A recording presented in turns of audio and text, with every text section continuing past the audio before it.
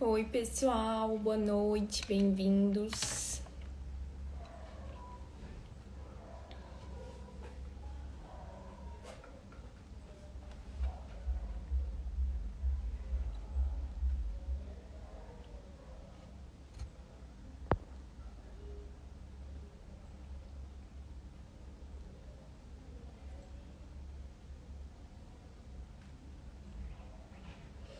A Ana Carolina acabou de entrar.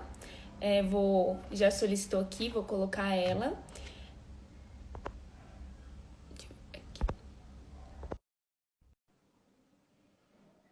Pessoal, vocês que estão entrando aí, já pega na setinha, envia pro pessoal, avisa que começou. Pra gente sistema importante. Oi, Ana. Oi, Ana. Oi, boa Eu noite. acho que eu vou colocar. Eu acho que eu vou colocar.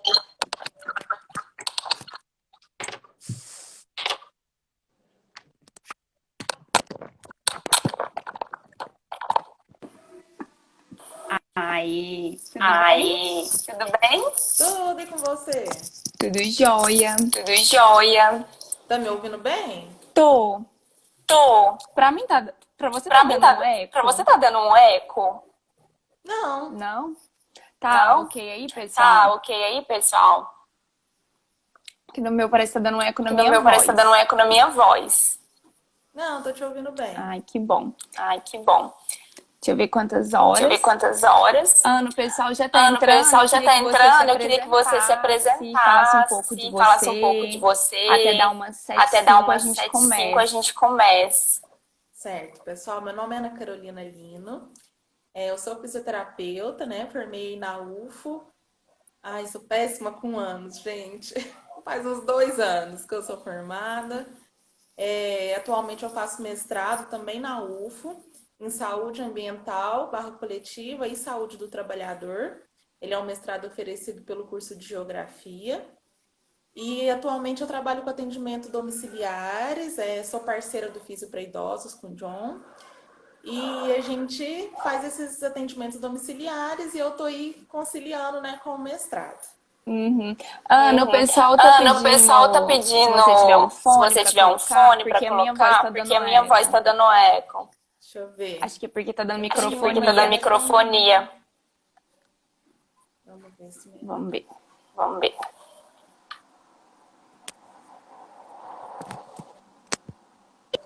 Deixa eu ver, melhorou, gente? Acho que agora melhorou.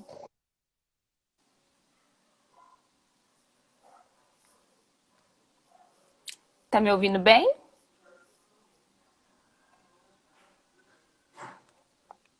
Acho que eu não tô te ouvindo. Fala de novo, deixa eu ver.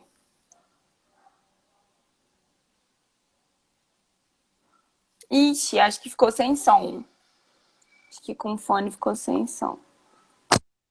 Esses fones modernos e ele não tem microfone, tá vendo? Entendi. Ele é só um fone. Não, mas não tem problema. Como quem vai falar a maioria é você, acho que tá dando microfonia no meu. Então aí. E se você tirar o fone, não fica bom as duas sem fone? Então, eu tirei o meu, acho que melhorou com o fone, porque tava dando microfonia. Mas acho que tá bom agora, né, pessoal? Tá dando um ruidinho, mas melhorou o eco. Tá. A gente segue assim. Bom, então vamos seguindo, começar. então. Já são 7h05. A gente gostaria de agradecer sua presença, Ana. Acho que é um tema tão legal que estava faltando a gente falar, né? De atenção primária. E é um tema muito importante. Agradecer também o pessoal que está participando aí com a gente. Bom, gente, hoje nós vamos falar da saúde de pessoas negligenciadas, né? Então, saúde de populações negligenciadas. E, Ana, do começo, quem são essas populações? Quem são essas pessoas que são negligenciadas, que têm suas saúdes negligenciadas? E outra, negligenciadas por quem, né? Por nós, profissionais de saúde, ou elas são negligenciadas por algo muito maior, eu diria, né? Por exemplo, pelo Estado, pelos nossos políticos. O que falta? É moradia, saneamento básico. Então, a gente queria também falar, ter sua saúde negligenciada significa o quê? Significa que elas estão mais vulneráveis, né? Por exemplo, a doenças, a mortes. O que isso significa? Qual a importância do Sistema Único de Saúde nesse contexto, né? O SUS. quais são os princípios do SUS, para a gente falar um pouquinho dele, e onde eles falham, né, que não atendem por completo essa população. Que tipo de preconceitos podem acontecer por profissionais de saúde? Quais situações nós ainda reproduzimos na nossa prática profissional que a gente tem que começar a rever? E se você enxerga que nós, profissionais de saúde, na graduação, nós somos preparados para atender essas pessoas, não somos? O que falta, né? E outra coisa também que é muito importante é que na graduação a gente aprende muito, a gente ainda aprende pouco sobre PBE, né? Deveria ser mais. Mas um dos pilares é a preferência do paciente para a gente escolher o tratamento e a intervenção. Mas antes de escolher um tratamento e uma intervenção, outra parte do atendimento é aquele que a gente conversa com o paciente, né? E eu acho que falta essa preferência do paciente em outras partes do atendimento, né? Então, a gente não pergunta como ele se identifica, como ele quer ser chamado. A gente, às vezes, relativiza a dor dele, acha que é pouco, mas a dor está muito ligada com os textos pessoais, né? Então, a gente queria que você comentasse um pouco sobre isso. E qual a importância do fisioterapeuta, então, da nossa profissão, na atenção básica e em debates como esse, que a gente está realizando agora, e o que nós, enquanto estudantes, ainda na graduação, a gente pode fazer para se inteirar mais desses assuntos, né? Debater mais esses assuntos. Então, vou passar a palavra para você, novamente agradecer a sua presença.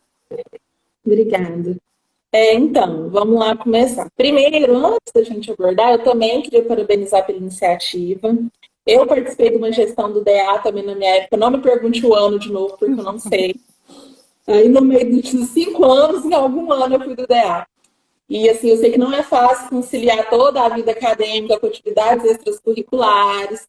E eu estava até conversando com o John essa semana, o tanto que vocês estão ativos e vocês estão super, hiper, mega de parabéns. Obrigada. Continuem mesmo com essas iniciativas. Ainda mais assuntos como esse, que a gente já vai falar que não são tão abordados na graduação, aí que eles têm que entrar mesmo em atividades extracurriculares.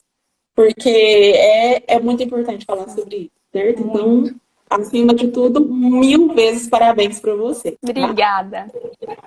Vamos lá. Primeiro de tudo, antes de falar quem são essas pessoas negligenciadas, o que é negligência, né? Vamos pensar um pouco sobre isso para a gente também diferenciar alguns conceitos que estão relacionados, mas que não são a mesma coisa. Então, quando a gente fala de negligência, a gente está falando, por exemplo, de falta de cuidado, de falta de zelo, de não dar devida importância a algo, certo? Então, não necessariamente na saúde, mas qualquer coisa que você negligencia, algo que você está postergando, mas que você tem consciência de que aquilo é importante. Você tem consciência que aquilo precisa ser feito, que você precisa ir no médico, você precisa cuidar da sua saúde, que você precisa disso, mas você posterga, você negligencia, certo? Então, uma pessoa pode ser negligenciada. Agora, a gente vai falar muito também de vulnerabilidade. E aí, uma pessoa ser vulnerável, ela está numa situação de vulnerabilidade. Porque a vulnerabilidade, ela envolve muitos mais fatores externos, inclusive a gente vai falar aqui há pouco. E essa pessoa que está em condição de vulnerabilidade, na verdade, ela não tem essa capacidade de lutar e de exigir seus direitos, por causa dessa condição de vulnerabilidade que ela está. Então, às vezes a gente fala negligenciado, vulnerabilidade, são fatores muito relacionados, mas são fatores, certo?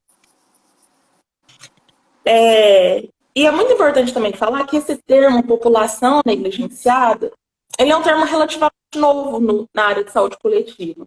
Porque por muito tempo a gente só falava de doenças negligenciadas. Então, essas doenças negligenciadas eram doenças que estavam relacionadas e ainda estão à situação de extrema pobreza. Então, era hanseníase, tuberculose, esquistossomose, essas doenças que estão relacionadas com falta de saneamento básico.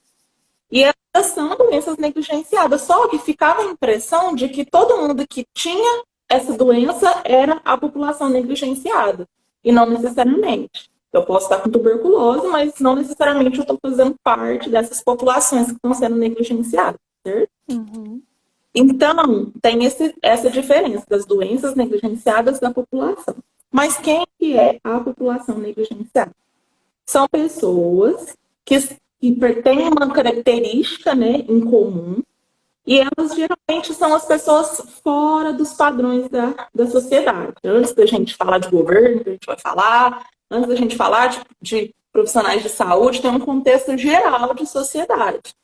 Então, os moradores de rua, as profissionais do sexo, crianças que estão em situação de rua, são populações que a gente até chama de invisíveis, né? Invisíveis porque a gente não quer ver, não que elas não estejam lá. Então, essas pessoas que se enquadram nesse grupo de população negligenciada, população LGBTQI+. A população negra é um caso à parte, eu já vou conseguir separar já já. Mas são pessoas que, assim, que de acordo com a sociedade, estão fora do padrão, né? E então a gente vê que a negligência já começa aí do macro. Antes da gente falar do governo, às vezes a própria sociedade negligencia a população. Então, não só na saúde, né? Em todos os aspectos. Exatamente. E a negligência também, gente, ela vem antecedente de um julgamento, né? Que aí a gente já vai começar a falar do preconceito. Eu acho que os moradores de rua é o que os mais, não os que mais sofrem, a gente todos sofre. Mas assim, é um alvo claro da gente estudar. Porque a primeira coisa que a gente pensa tá ali porque quer. Muitos deles têm família. E não sei porque gosta de ficar na miséria. Quantas vezes ouvimos isso essa semana passada, né? Da esposa do Dória. Exatamente. Eu acho que esse desgoverno, a gente tem muitos exemplos para dar, né? Então, são populações que estão negligenciadas, que estão marginalizadas primeiramente pela sociedade, porque elas não se encaixam no padrão, né? Então, os moradores de rua, as profissionais de sexo, a população LGBTQI+, principalmente as travestis. Então, toda essa população está nesse grupo de população negligenciada. Mas a gente vai vendo que, assim, são muitas outras. Depende muito do seu padrão, entende? Do padrão da sociedade. E aí a gente vai distinguindo essas populações. Deixa eu olhar aqui o roteiro, senão eu também me perco. São muitas coisas. Então, vamos lá. A gente entendeu o que é negligência e quais são os principais grupos dessas populações negligenciadas. Aí vem a pergunta, né? Por quê? Como eu comecei falando, a sociedade como um todo já marginaliza essa população, né? Porque está fora do padrão. E aí tem a questão micro e tem a questão macro. Então, a negligência acontece pelos profissionais de saúde? Acontece. Mas ela acontece pelo governo? Eu penso que principalmente. Porque lá na Constituição de 88, a gente já vai falar um pouquinho da história do SUS, falar que a saúde é direito de todos. Então, quando a gente fala que é um direito, a gente não está falando só que o SUS tem que dar um médico para atender essas pessoas. Não é isso. Saúde não é ter um médico e um paciente, um atendendo o outro. Né? A gente sabe que saúde, de acordo com o Ministério da Saúde, com a Organização Mundial da Saúde, não é só a ausência de doença. Né? O conceito de saúde ele envolve muito mais coisas, multifatores. Então, a pessoa tem que estar bem mentalmente, os fatores externos dela. Então, tudo inclui em saúde. Por isso que é muito difícil a gente tratar uma pessoa apenas por uma queixa, né? Você mesmo aí falou, né? Quando ele chega e fala, estou com dor nas costas, estou com dor na coluna, essa é uma das queixas. Tem muito mais coisa ali envolvida. E o mínimo que a gente tem que fazer, eu vou respondendo uma aqui, respondendo uma ali, e se ficou uma segue o baile. Então, o mínimo, eu acho que o mínimo que a gente, profissional de saúde, tem que ter é um escutativo qualificado. Independente de tocar, de encostar, antes disso, primeiro, um escutativo qualificado. Porque ali a gente chama só de anamnese para dar um nome bonito, né? Mas ali, além de você colher as informações, para você poder traçar seu diagnóstico, seu protocolo, primeiro de tudo você entende o conceito que ele está inserido, entende onde ele se coloca na sociedade, como ele se sente perante a sociedade, né? Então, por exemplo, se o morador de rua procura um serviço de saúde, muitas vezes realmente ele está alcoolizado e tudo mais, precisa de um atendimento naquele, mas, gente, muito mais coisas envolvidas, né? E se a gente já está com aquele pensamento de ai, olha ele aqui de novo, né? Olha ele nessa situação de novo. A gente já tratou, não vou tratar mais se você vir desse jeito, né? Quantas vezes a gente já escutou isso no ar, nessas unidades de atendimento? Então, Às vezes eu acho dificultam que... também o atendimento deles, às vezes não tem identidade, né? Exatamente. Então, eu acho que a escuta ativa e qualificada, gente, é para a vida. Viu? A gente sempre tem que escutar, não é perda de tempo. É claro que a gente tem que direcionar em alguns sentidos, né? Uhum. Mas saber escutar, eu acho que é o principal de tudo. Mas aí, voltando a falar lá da questão da saúde, que é um direito de todos. Então, o SUS, né, o governo, ele não tem que garantir só ali uma unidade de saúde. Ele tem que garantir também o externo, saneamento básico, água potável, todas as outras condições que influenciam na saúde de uma pessoa. E, gente, isso realmente é dever do Estado. Não tem muito quem cobrar.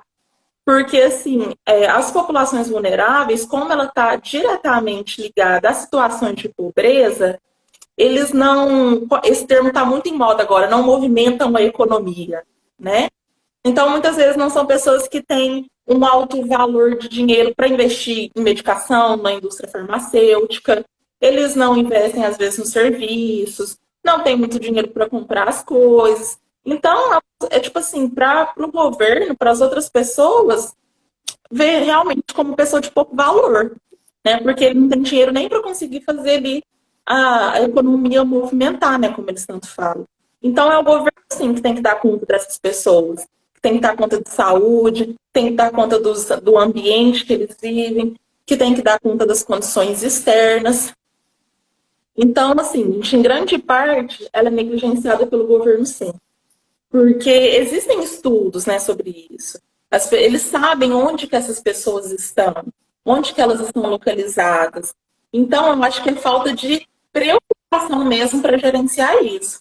Esse governo específico que a gente está vivendo, ele já anunciou, né, que ele não ia governar para minorias. Então, assim, a gente, total de zero surpresas, né? Não, gente, eu não estou falando que antigamente não existiam moradores de rua. Essa população, na verdade, ela sempre foi negligenciada. Agora, que bom que está havendo mais debate, a gente vem falando sobre isso e algumas estratégias têm sido delimitadas. Não teve ainda um governo que falou, ó, muito bom, agora não tem mais moradores de rua nas ruas. Mas esse, especificamente, dessa gestão que a gente está, ele já anunciou que ele não ia governar para minorias. Então, assim, não tem muito o que esperar desse tipo de governo, Zero né? expectativas, né? Zero expectativas, vamos torcer para passar logo. Né? Mas, realmente, gente, é uma negligência maior por parte do governo. Só que nós, profissionais de saúde, a gente está inserido no sistema. Tanto no Sistema Único de Saúde, na rede mesmo, tanto como profissional de saúde liberal, autônomo. A gente, como prestador de serviço, como prestadores de cuidado, a gente está incluído no sistema. Então, por parte, a negligência também é nossa. E aí, eu queria aproveitar esse gancho para falar assim que, na minha opinião, para a gente se tornar um melhor profissional de saúde, a gente também tem que ser uma boa pessoa, um bom cidadão. Isso reflete muito na nossa prática. Então, eu acho que, às vezes, a gente fica tanto indo atrás de curso, e nos artigos científicos, não estou falando que não é importante, gente. E busca teoria, e busca isso, e busca aquilo, mas a gente não para ver uma live como essa, por exemplo. A gente não para saber o que significa as siglas LGBTQI+. Eu ainda estou estudando, porque realmente é difícil, é complexo, são muitas pessoas, muitos gêneros. A gente não para ver qual que é a situação da população negra no Brasil. A gente não para estudar isso como se isso não fosse importante para a nossa prática como profissional. E gente. Nossa, perfeito. Porque, querendo ou não, a gente se influencia muito no nosso atendimento.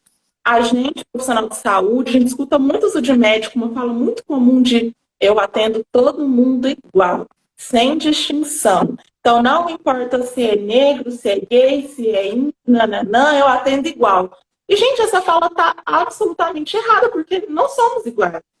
Não somos iguais em nenhum aspecto. Então, se a gente não conhece as diferenças, a gente não consegue tratar com efetividade. Em nenhum aspecto. Então a gente tem que ficar, a gente não pode ficar preso nessa fala de que não tem preconceito, atendo todas as pessoas de forma igual, porque não acontece. E aí, por exemplo, vou trazer um exemplo mais prático aqui nosso da fisioterapia, que eu passei nos meus estágios, né?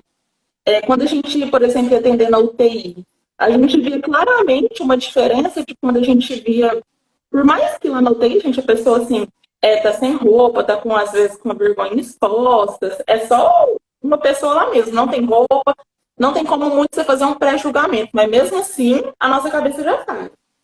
Então, a gente vê muita diferença do tratamento de uma pessoa que está lá, às vezes, por uma doença que foi cometida geneticamente, do que quando você passa lá e vê, por exemplo, uma pessoa negra com cabelo descolorido. Aí você vai ler o prontuário, arma de fogo. Aí você já pensa, boa pessoa não é. Rezando que não tava, né? Que a gente fala. Uhum. E aí, se você ainda pensa como o nosso presidente que bandido bom é bandido morto, como é que você vai pensar um paciente desse no UTI? E vai falar que todas as pessoas iguais?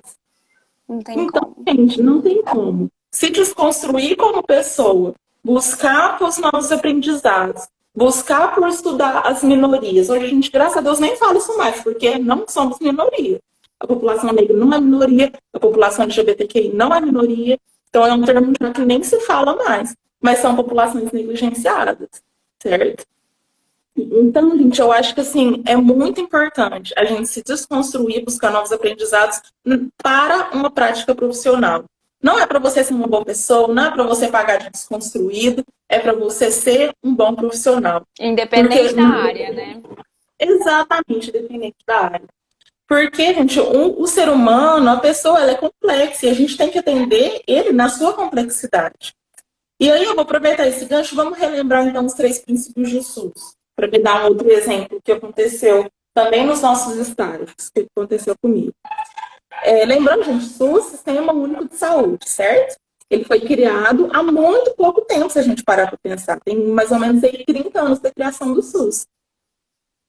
Então, a gente às vezes critica muito, deve criticar mesmo, procurar por melhoras, mas é um sistema novo. Então, ele ainda está no processo de formação, no processo de busca por novos diretores, exatamente, por adaptação. Então, é um sistema novo, a gente tem que pensar isso. E que um dos pilares, tem que ser esses 3, gente, as diretrizes. Depois das diretrizes, tem outros pilares. É participação social. Ou seja, nós também, usuários, tanto profissionais, estamos incluídos nessa gestão. Então, também não é só, é o fulano de tal. A verba que não chegou, somos nós também, certo? Então, o SUS, como eu disse, foi criado em 88. E uma coisa que eu não deixo de falar de jeito nenhum, gente, é que o SUS foi uma conquista popular. Que antigamente, quem tinha direito à saúde, acesso à saúde gratuita, era apenas quem tinha carteira de trabalho assinada. Era o que a gente chamava de NAMPS. Então, quem não tinha carteira assinada tinha que recorrer a ONGs, a essas instituições filantrópicas. Mas não era igual hoje, onde você chega e você tem que ser atendido. Antigamente não era assim. E aí dá até para a gente entender por que ainda tem essa dificuldade de pessoas, por exemplo, dos moradores de rua, de receber tratamento. Porque a gente já vem de um histórico onde só era respeitado, só era uma pessoa digna de receber atendimento de saúde quem trabalhava, quem tinha uma carteira assinada, quem contribuía para a sociedade, quem estava no padrão, certo? Então, gente, é muito assim, um rompimento de paradigma, sabe? Essas outras pessoas chegarem e ter um atendimento digno tanto quanto as outras que são padrão. E então, quando chegou em 88, sempre tem as conferências anuais, conferências de saúde. Quando chegou na 8ª conferência, que foi nesse ano de 1988, eles abriram, porque antes eram só senadores, governadores e gestores que faziam essas reuniões para tratar a estratégia para os próximos 2 anos. Dessa vez, eles abriram as portas, e aí o que conta na literatura é que a Câmara, né, o lugar foi invadido por pessoas. Então, tinha um movimento estudantil muito forte, um movimento negro muito forte, e teve uma participação social muito forte que falou, gente, o que está acontecendo? Olha para nós, né? Nós precisamos expandir o sistema de saúde, a gente não pode ficar preso a pessoas que têm carteira de trabalho, ou que pagam, né, pelo atendimento. E aí que foi quando começou o surgimento do SUS. Então, assim, é uma história muito bonita. Eu gosto de contar porque a gente desfruta hoje de muitos direitos por causa de lutas de muitas pessoas. E hoje a gente reclama, né? E ainda fala aqui, desmerecendo, né? Então, hoje, né, até o movimento feminista, quantas vezes a gente não escuta, dói no coração, né? A mulher falar, não precisa de feminismo. E aí a gente vê a pessoa usando calça, votando, fazendo coisas que para ela é comum, mas que Não mulheres era, teve que né? morrer. Exatamente, mulheres foram queimadas, muitas coisas para isso acontecer. Então eu gosto muito sempre de frisar a história do SUS, porque se você vai lá e toma uma vacina da gripe, se você vai no ar com uma infecção de garganta, eles te atendem. Se você pega um remédio de graça, se você faz uma cirurgia na medicina, foi porque um dia pessoas invadiram o gabinete e falaram, não, não vai ser assim, todo mundo tem que ter direito à saúde. Então, gente, eu acho que assim, é dever de todo mundo mesmo lutar pelo SUS. É deficitário? É, gente. É difícil ficar lá um dia inteiro para receber um atendimento? É. É difícil ver gente morrendo porque não conseguiu atendimento? É. Mas nós estamos num processo de adaptação e é nosso dever ir lá cobrar e, como profissional de saúde, oferecer um bom atendimento também.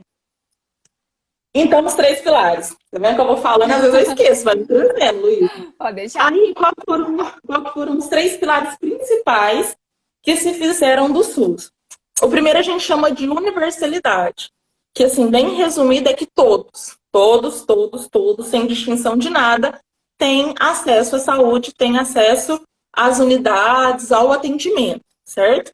Então, é onde que entra. Se qualquer pessoa chegar, mesmo que sem identidade, ela precisa ser atendida. Ela pode chegar de uma banana, ela pode chegar do jeito que for. Ela precisa ser atendida. Todos, não tem exceção.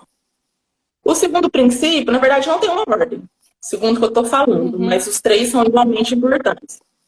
O segundo é a integralidade. E ele fala que o quê? Que o ser humano, que a pessoa, ela tem que ser atendida de forma integral.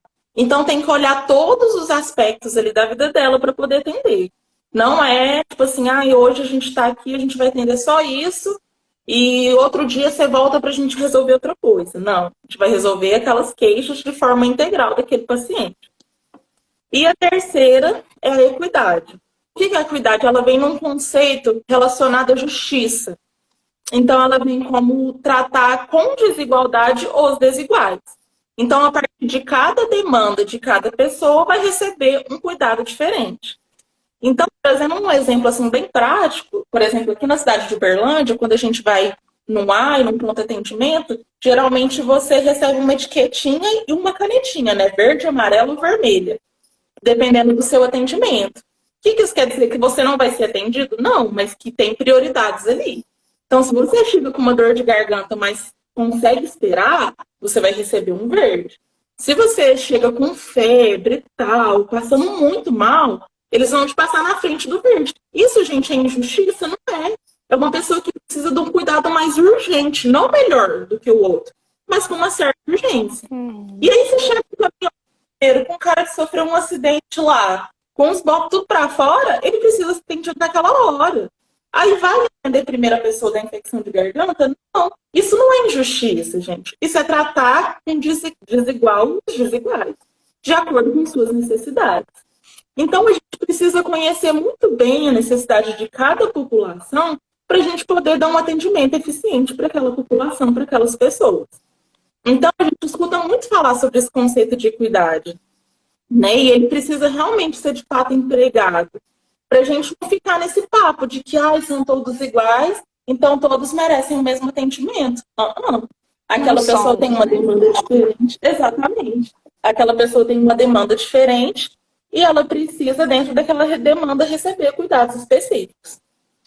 E aí, eu tô falando disso para me lembrar de um exemplo, tá? Eu lembrei de um exemplo, quando a gente fala de integralidade, que é atender ele como um todo. Quando eu estava no estágio, passando da ortopedia, eu recebi uma paciente, ela era a primeira vez, eu estava fazendo a primeira anamnese com ela. E aí era uma senhora, 50 e poucos anos, beirando 60. E aí ela chegou, eu lembro que eu nem cheguei a ir lá chamar ela lá naquela portaria. Ela já estava meio que me esperando.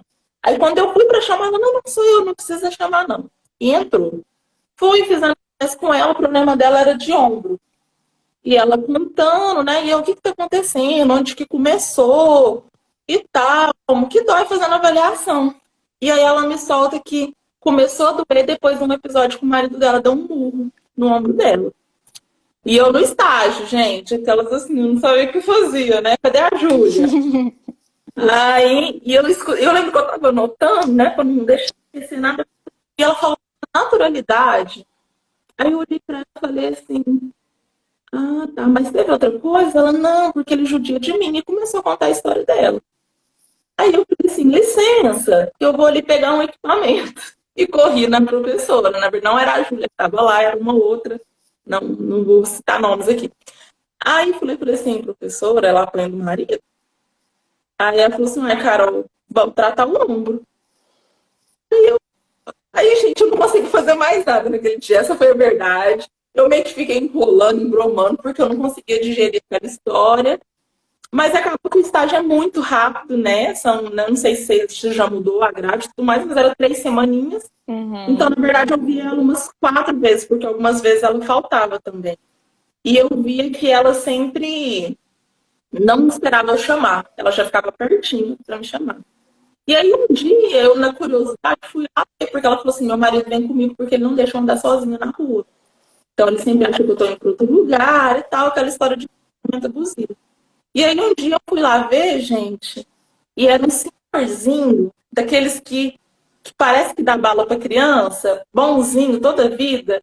E eu ficava assim, gente, não acredito. E aí, tá, atendi ela há pouco tempo e vida que segue. Quando chegou lá no estágio de saúde da mulher, a Ana Paula foi distribuir os pacientes, ela distribuía assim os envelopes.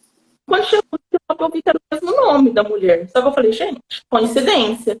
Quando chegou, era a mesma paciente. E aí já com outra queixa de incontinência urinária. E aí vai colher a anamnese, continua descobrindo as coisas. Então, eu falo, gente, que a gente tem que analisar um paciente de forma integral, é de forma integral mesmo. Porque acaba que aquele aspecto externo na vida, no relacionamento amoroso dela, impactava em tantas áreas do corpo dela, em tantas áreas da saúde que prejudicava, que a gente tem que estar atento com uma escuta ativa para a gente poder captar isso dentro das nossas possibilidades, tentar ajudar. E aí, quando eu fui fazer, também era o primeiro atendimento dela na saúde da mulher, e eu fui fazer avaliação. E a avaliação um pouco invasiva, né, gente, na saúde da mulher. E ela falava assim, essa porta tá fechada mesmo porque meu marido não pode ver de jeito nenhum, senão ele vai falar que eu sou sapatão. E eu falava, gente... Meu Deus! Não, assim, tipo assim, na época eu muito experiente, né? E eu realmente... Sim, a gente não tem o mesmo discernimento de hoje, né? Talvez seja totalmente diferente. Não era o mesmo debate, a gente não se falava tanto isso. Eu só sei que assim, que eu ficava angustiada, sabe?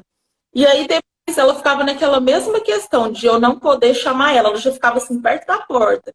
E aí depois ela foi me falar, ela falou assim, nossa, eu gosto muito de você, mas não me chama porque meu marido não gosta. E eu falei assim, não gosta que chama? Ela, não, que ele não gosta muito de gente de cor. E aí eu tô achando que ele não vai deixar eu vir mais se ele ver que é você que tá me atendendo. Meu Deus. Gente, minha cara caindo. Eu não sabia o que eu fazia, sabe? Aquela famosa rindo de nervoso, sabe? Meu E Deus. assim, tipo assim, a gente não sabe como lidar, como falar. E o que eu fiz? Eu catei. Na hora eu não falei nada, eu falei, tá bom. Mas assim, gente, então, por isso que eu falo, olha a complexidade de uma paciente que foi atendida em 2 setores diferentes lá na universidade, e com certeza ela tinha mais queixas dores em outros lugares, né? Precisava de um atendimento psicológico, e todo atendimento era as mesmas queixas do marido e tudo mais. Então, gente, se a gente não, assim, abre o nosso coração, se a gente não tá com uma escuta ativa, se a gente não presta atenção na linguagem corporal daquele paciente, se a gente não tem empatia, na verdade, nesse caso é até impossível não ter empatia, né? Porque são casos tão, assim, esdrúxulos, né? É difícil. Então, gente, é importantíssimo a gente ter sempre em mente esses 3 princípios. De que todo mundo, independente de qualquer coisa, merece atendimento. Que a gente tem que olhar ele de forma integral, em todos os aspectos emocionais, físicos, externos, o ambiente que ele vive, tudo interferencia na saúde dele. Então, ele é um ser integral e a gente tem que tratar ele na integralidade dele. E terceiro, que ele merece um cuidado de acordo com a sua especificidade. Então, a gente tem que estudar principalmente as características principais de saúde das populações para a gente poder atender bem.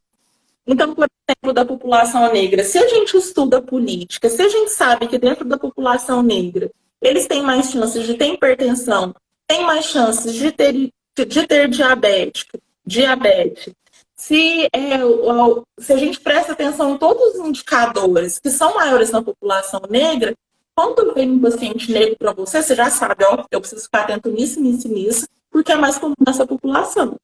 Então, realmente a gente não estuda essa questão de saúde de população negra, LGBTI, populações invisíveis para pagar de diferentão, para pagar de inclusivo, é para a sua prática clínica. E enquanto a gente não entender isso, a gente vai continuar passando paciente por paciente, a gente atendendo um joelho, a gente atendendo um ombro, vira e vem um paciente com outra queixa, que às vezes você já poderia ter percebido, já poderia ter indicado para um outro profissional, às vezes você não consegue ajudar, mas você referencia, né? Então, assim, a gente tem que estar muito atento e continuar sempre estudando essas questões, porque interfere sim na nossa prática clínica. Verdade. Qual outra coisa que você me perguntou? Só uma coisa sobre essa paciente que você falou, talvez se tivesse um apoio ali, né, de um profissional, igual se tivesse no estágio e a primeira professora tivesse te dado uma orientação, né, de tirar 5 minutos do seu atendimento para orientá-la, né, que ela não tá sozinha, que ela pode procurar ajuda, né, talvez o contexto poderia ter mudado bastante, né. Exatamente. Lá na saúde da mulher, eu ainda consegui abraçar um pouco mais, porque parece que eu me atinei. Eu falei, gente, eu deixei passar coisa na minha última anamnese. É função minha aqui também ajudar ela aqui. Então, durante o atendimento, enquanto ela me queixava, eu ainda conseguia conversar. Às vezes nem conversar, mas eu conseguia escutar com mais atenção. Escutava, falava. Aí a professora lá de saúde da mulher, sim, me orientou a gente indicar ela para o psicólogo e tudo mais. Mas eu lembro que quando foi lá na ortopedia, eu chamei meus colegas, né? E falei, gente, tá acontecendo isso, isso e isso. Aí eles ainda falou, Carol, o que a gente vai fazer? Vamos chamar a polícia? Então, tipo, a gente ficou até perdido, porque a gente queria ajudar, mas a gente não sabia o que fazer, entendeu? Realmente. E são situações que a gente tem que estar preparado, porque isso acontece o tempo inteiro, né? E eu tô falando até isso, porque essa semana aconteceu isso, não na rede pública, né? Mas nos meus atendimentos domiciliares. A gente fez uma anamnese, né? Eu e o John, a gente estava junto, trabalhando junto. Aí quando eu cheguei para atender, que é um casal, então eu atendo primeiro o esposo e depois a esposa, em lugares diferentes. E aí quando eu fui atender ela, ela começou a me contar uma queixa parecida, né? Que o nariz dela, que o dedo dela era torto. Eu perguntei por quê. Ela começou a falar do histórico de agressão que ela tinha. Então, dessa vez eu já consegui parar, eu consegui escutar, consegui falar alguma coisa. Eu perguntei se ela precisava de ajuda em alguma outra coisa, né? Perguntei se ela já tinha procurado um psicólogo, se ela tinha vontade de conversar sobre isso.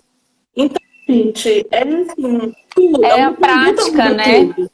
Exatamente. São esses debates, né, que a gente consegue se inteirar sobre o assunto, né? Melhorar nosso atendimento.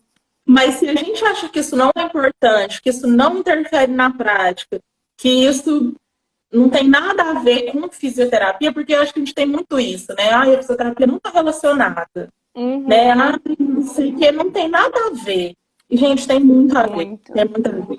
Verdade. Eu lembro que no meu primeiro dia de fisioterapia, a primeira aula que eu tive foi de história, ética e atuação. E aí quem dava era o Fred, não sei se ainda ele está dando. E aí, gente, era 7h10 da manhã numa quarta-feira, não esqueça. Ainda é. Com Eliane. Agora eu acho, né? Pelo menos o meu foi. E aí eu lembro direitinho, foi uma das primeiras palavras assim, que ele falou em primeiro período, né, gente? A gente encantadinho, assim, ó, né? Admirando tudo. E eu lembro direitinho dele falar assim, gente, a gente nunca trata o joelho de um paciente. A gente trata um paciente que tem um joelho. Então, gente, é uma frase que, assim, eu acho que foi uma das primeiras que eu ouvi que eu levo para a vida. Não é isolado, gente, não é um ombro isolado, não é um joelho isolado. Uma pessoa guarda coisa demais dentro de si, que reflete no corpo humano. Então, às vezes, não adianta a gente ficar tratando uma costa de uma coisa crônica, e a pessoa, às vezes, está tão angustiada que está refletindo no corpo. É o que mais Então, temos, né? gente, exatamente, é o que mais acontece. Se a gente fica ignorando isso, a gente fica ali, ó, gastando tempo, tratando uma coisa super crônica. Às vezes o paciente gasta o dinheiro dele quando é no particular. Sério, e às vezes tem que ser feito um trabalho mais multidisciplinar para resolver o caso daquele paciente. Biopsicossocial, né? Aquele atendimento. Exatamente. Exatamente, tem que levar em conta tudo. Então, gente, é essencial a gente estudar a saúde dessas populações negligenciadas, estudar a saúde dessas populações vulneráveis, para a gente saber atender e principalmente diagnosticar quando isso acontece com a gente, quando vem um paciente para a gente. Porque mesmo se a gente, às vezes, não tiver uma boa instrução, gente, porque querendo ou não, admiro muito nossos professores, são mestres, mas são pessoas como nós. Igual como a gente já carrega nossos preconceitos para atender, cada um também tem seus preconceitos. E querendo, gente, como ele está, às vezes, numa situação de mestre, de professor, ele acaba refletindo, expressando isso pra gente. E eles estão errados, gente? Não é questão de errado é certo. Mas é uma questão da gente também saber se posicionar, certo? E eu acho que assim, eu sou da que turma que tá agora? 23, 23, eu acho. Eu acho que é 23. A sua é qual? A minha é 15. A 15. Então, eu tava na 9ª turma, é um curso que tá crescendo muito, mas assim, é um curso pequeno também, relativamente com poucos professores. Então, assim, eu fico muito feliz de ver esses eventos acontecendo, porque há muito tempo atrás era uma coisa muito técnica mesmo, a gente não se falava sobre isso. Eu lembro que na minha época de DA a gente fez uma roda. Ai, gente, será que eu vou lembrar? Era sobre violência sobre mulher, era sobre violência de mulher. Só que tinha um nome, eu não lembro direitinho. E, gente, foi uma burocracia na época pra gente conseguir fazer, porque o pessoal falava assim, Carol, isso não tem nada a ver com fisioterapia. Ninguém vai querer participar. Sabe? Não era bem assim. Tanto é que, olha só, eu tinha um paciente vítima de violência doméstica. Então, assim, esse assunto tem sido debatido aos poucos. Graças a Deus, você está entrando na fisioterapia. Fico muito feliz de estar contribuindo hoje. E assim, gente, é vocês, viu? É vocês cobrando. Aproveitando esse assunto, a gente pode falar. O que falta, assim, na graduação? Você acha que poderia ter uma optativa sobre esse assunto? Ou nós mesmos dos DAs se mobilizarem? De alguma forma, a gente tem que debater isso, né? O que você acha? Que os profissionais, eles saem preparados para atender essas populações? O que você acha? Então, eu vou falar, eu não saí. Né? Eu não saí. O meu TCC, ele foi uma pesquisa justamente sobre isso. Depois eu posso até enviar o link da revista que foi Envia que a gente coloca no Drive. E aí, a minha pesquisa de TCC foi procurar nas grades curriculares de todos os cursos da área de saúde da UFO, algum que falasse sobre saúde da população negra. E aí, gente, qual foi o meu resultado? O primeiro resultado foi: não tive resultado para fazer uma boa discussão, porque as coordenações nem me enviaram. Então, eu tive que trabalhar com o que estava nas plataformas digitais, nos sites, mas assim, bem pouco, né? Eu queria aquela grade das disciplinas, porque aí eu poderia analisar bem e ver se em algum contexto, dentro de alguma disciplina, às vezes estivesse inserido. Inclusive, infelizmente, no meu próprio curso eu não consegui. Então, a minha assim, sorte, o que eu consegui produzir de pesquisa foi porque a minha orientadora não era da fisioterapia, ela era da medicina. E aí ela conseguiu as da disciplina que ela ofertava. Porque ela falou assim, Carol, nisso eu consigo te ajudar. Então, eu consegui algumas disciplinas do curso de medicina. E alguns cursos também, tem um curso aqui na UF de gestão em saúde ambiental, que é um curso tipo de saúde coletiva. E eles também me enviaram. Mas tirando isso, gente, nenhum outro curso me enviou. Eu enviei carta pessoalmente, eu enviei e-mail. Aí eu pensei, não, a pessoa não deve dar importância. Aí a minha professora mandou, que eu pensei, às vezes vai respeitar, né? Um professor mandando para outro professor. Então, gente, tipo assim, eu vi que, tipo assim, o racismo, na verdade, estrutural, ele já estava ali quando eu não achava informação para estudar. Não achava informação para desenvolver minha pesquisa. E aí, os poucos que eu tive acesso, na medicina, eu vi, sim, alguns tópicos, porque era a minha professora que dava e ela se importava com esse assunto. Mas dentro do nosso curso, por exemplo, eu não achei nada, né? Nas vagas informações que tinha. Então a gente não sai preparado. O que eu consegui, e assim, é uma coisa até que eu incentivo vocês, é procurem fora mesmo, gente. Durante a minha graduação, eu participei de uma liga, não da fisioterapia, era uma liga multidisciplinar, mas ofertada pela FAMED, que era a Liga de Saúde da Família e Comunidade. Então, eu participei quase 3 anos da liga, num ano, inclusive, eu fui coordenadora. E aí, nessa liga, gente, nossa, me ajudou muito, muito, muito, porque tinha pessoas de vários cursos. Então, a gente fazia discussão de caso, eles traziam experiência, eu trazia experiência, a gente estudava sobre SUS, estudava sobre atenção primária. Então, aquilo me enriqueceu de um tanto. Então, eu acho que ali foi onde eu consegui ter um pouco mais dessa percepção. Mas durante a minha graduação mesmo, durante a sala de aula, foi muito pouco. Foi muito pouco. Eu também Mas eu acho que não me sinto preparada. Se não fosse esses debates, essas coisas que a gente faz, realmente no nosso curso não se fala disso, né? Exatamente. E aí, gente, assim, é difícil julgar os professores porque eles também estão muito focados em suas especialidades, né? Então, assim, a gente escuta pouco falar disso, ou quando fala com uma certa indiferença. Tipo assim, a hipertensão é mais comum na população negra. E segue a vida. Mas por quê? Não vamos falar um pouco sobre isso? A gente não pode tirar um tempinho para falar por que a hipertensão e a diabetes estão mais presentes na população negra? E aí, gente, eu acho que entra vocês. Pergunta um dia para um professor, me faltou isso, eu não fiz isso. Provavelmente vai saber responder, mas você fala assim, não, professor, então vamos, semana que vem, vamos conversar sobre isso. Vamos falar. E aí, gente, é desse jeito que a gente vai incluindo aos poucos. Porque sair do mercado de trabalho, sair porque infelizmente, a gente só estuda SUS quando a gente quer passar no concurso, quando a gente quer passar na residência. Pior, viu? Aí todo mundo estuda o SUS, vai ler Lei 8080, decora, mas não entende que, na verdade, o SUS ele tem um raciocínio, ele tem uma lógica, ele tem uma idealização, e por mais que esteja muito diferente da prática hoje, né, por causa de N motivos, ele tem ali uma diretriz para acontecer, né? Tá diferente da prática? Tá, mas às vezes é uma atitude sua que pode começar a alinhar a prática da teoria. Sim. Então a gente tem que parar de ficar pensando no SUS só como vou estudar para passar na residência, vou estudar para passar no concurso. Porque não é isso, gente. Se a gente estuda bem o SUS, nossa, é muito bonito. É. Eu acho que eu sou suspeita para falar, vocês estão vendo, né?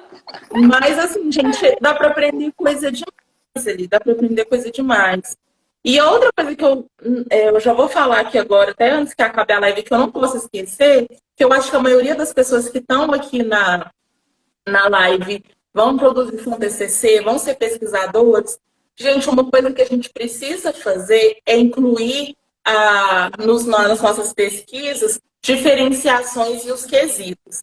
Então, por exemplo, se você for aplicar um questionário, for fazer alguma pesquisa, pergunte ali na pesquisa qual é a sua autodeclaração. Pergunta para a pessoa se ela se autodeclara branca, negra, às vezes a orientação sexual. Porque é muita coisa que a gente fala, não tem nada a ver, isso não vai alterar na minha pesquisa.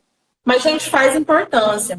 Por mais que você não discuta aquele dado, você fala assim, na minha pesquisa, 30% dos meus candidatos que apresentaram dor tal eram negros.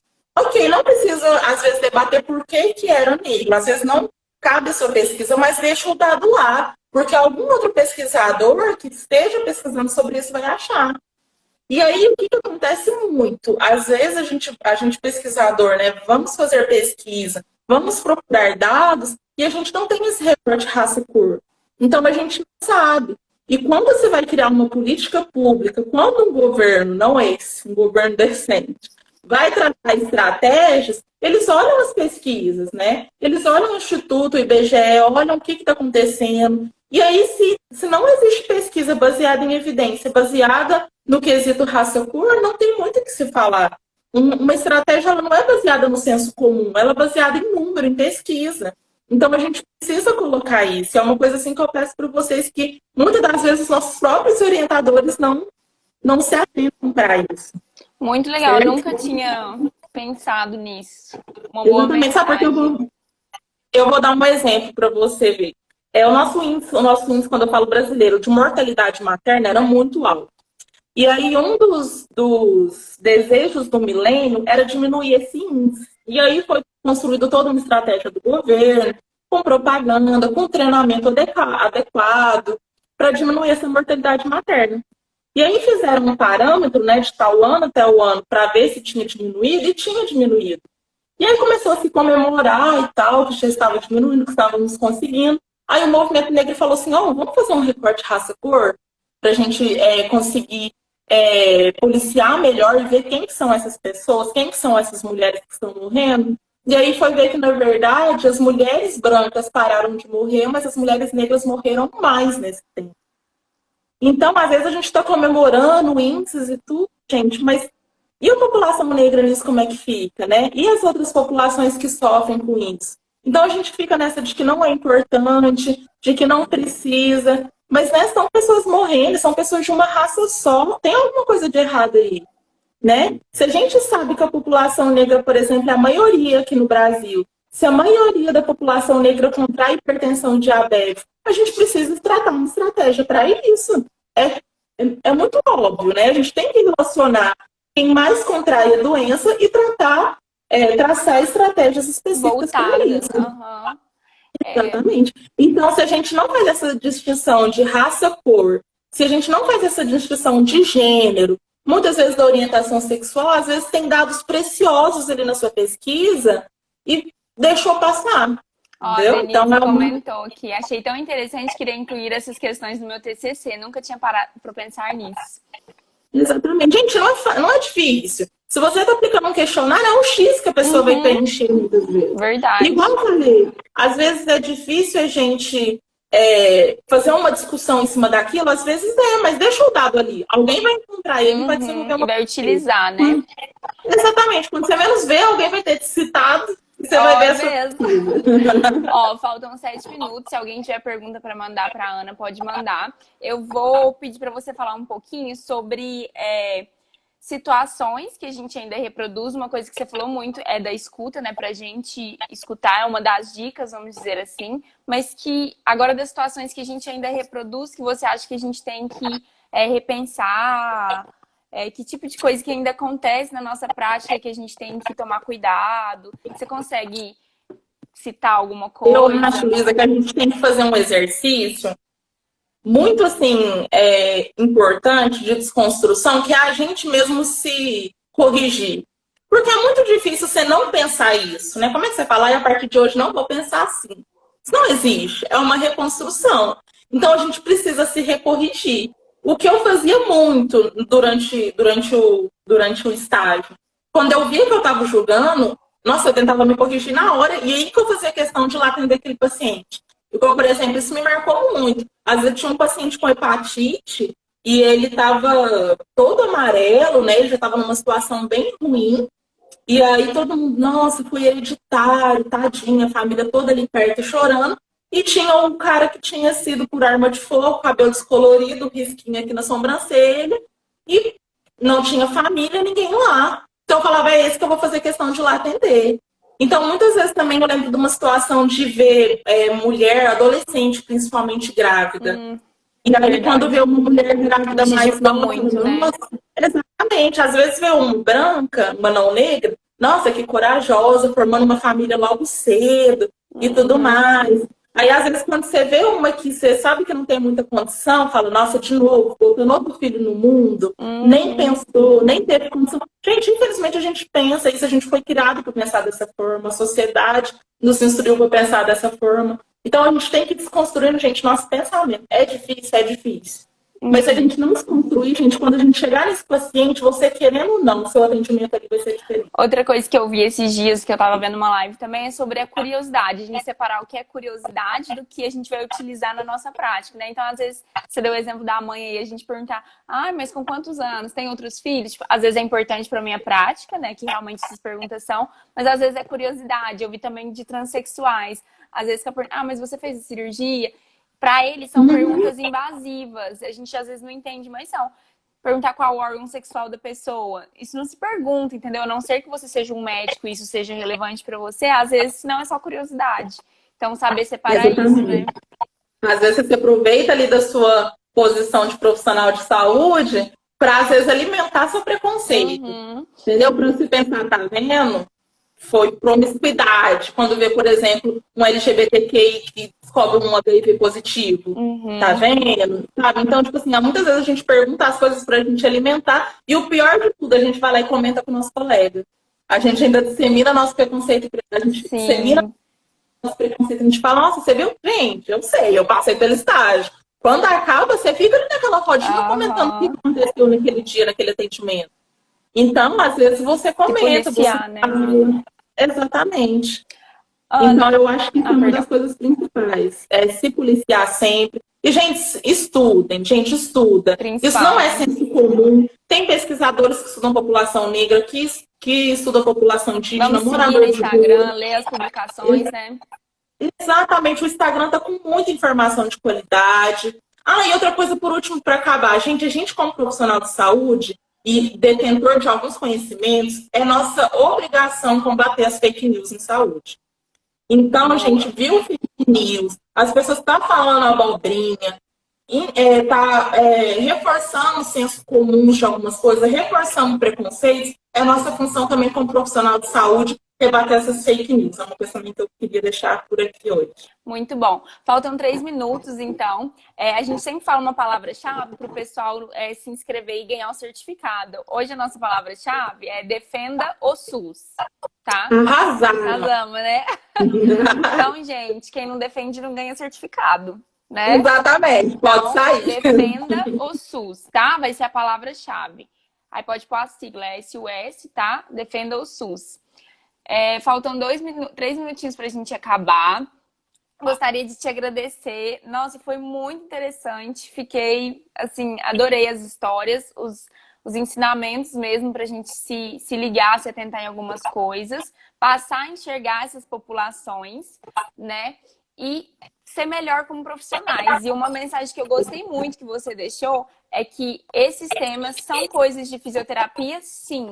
Do fisioterapeuta, sim. Estudar a população negra, estudar as populações negligenciadas é coisa de fisioterapia. Não é ombro, não é cérebro, mas é coisa de fisioterapia. Então, importantíssimo. Muito obrigada.